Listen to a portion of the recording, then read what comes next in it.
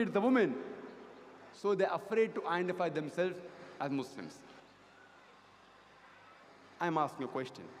That if the area is notorious, an area which is notorious, there are gangsters living in that area, a normal human being will be a bit afraid to go in that area. But suppose if you have a machine gun, and if you know how to operate that machine gun, will you get scared? Will you ever get scared to go in an area which is controlled by gangsters? No. You have the stun gun with you, you have the machine gun, you know how to use it. Similarly, if every Muslim knows the reply to the common question asked by non-Muslims, no Muslim will ever be shy or afraid to identify himself as a Muslim.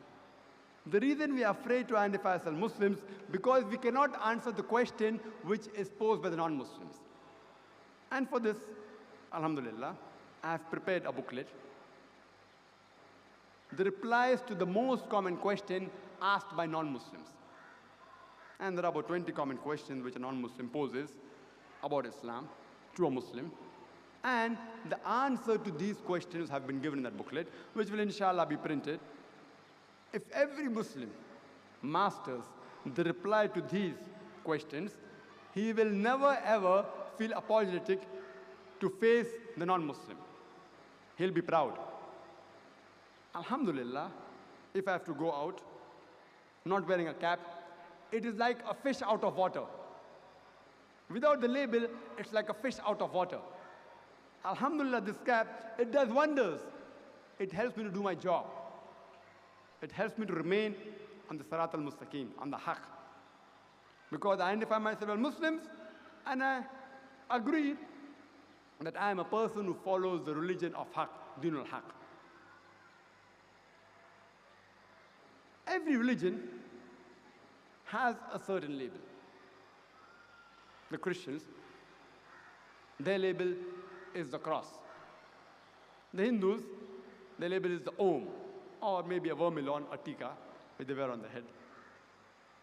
The Jews, they wear a small cap behind. We can easily identify this is not a Muslim cap, it's a Jewish cap, a small cap. Every religion has a certain label. But the community, which should be appreciated, which should be maximum appreciated for wearing the label, is the Sikh community. The Sikhs, they are hardly 2% in the population of India, which is close to 1 billion people. Less than 2% are Sikhs. But they are proud to identify themselves as Sikhs. Always they wear the label. You know, they wear that turban, which is a particular type of turban, the way they tie it. And they also have a beard. They are proud to identify themselves as Sikhs. And if any person wants to indicate that this human being is an Indian coming from India, he will always focus on a Sikh. For example, if you see in a cricket match or any match which is going abroad, and if they want to identify that Indians are there in the audience, they'll focus on a Sikh. Though he's less than 2%. He is not an Indian, which is a sample Indian. Less than 2%. A minority of a minority.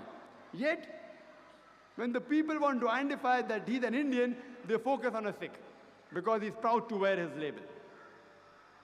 Irrespective whether he enrolls himself in the army, or the navy, or the air force, he does not give up his label.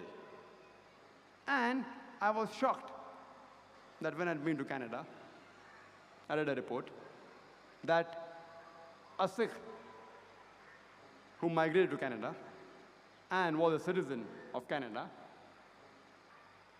the Canadian government, they objected that he cannot wear the turban in the army. He fought a case in the court and he won the case. That even in Canada, he was allowed to maintain his label. Imagine, in Canada, he wants to identify himself that he's a Sikh, and he won the case.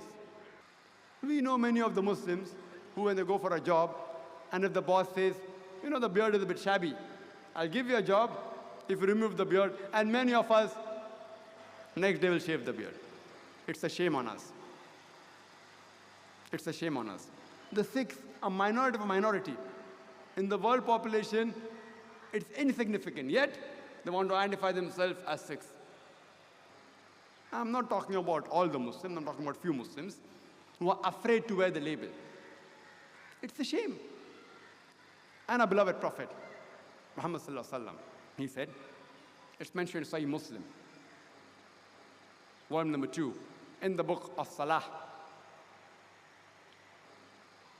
hadith number 1932, as well as 1933 and 1934. In 3 hadith, the beloved Prophet said that